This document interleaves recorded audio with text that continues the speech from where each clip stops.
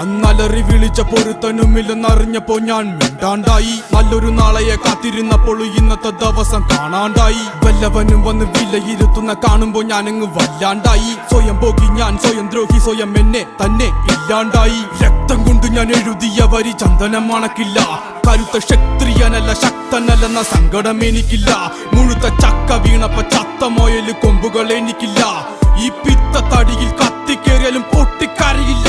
ഞാനിന്ന് മരിച്ചു മരിച്ചു മരിച്ചു മരിച്ചു മരിച്ചു മരിച്ചു മണ്ണടിഞ്ഞവന ഹരിച്ചു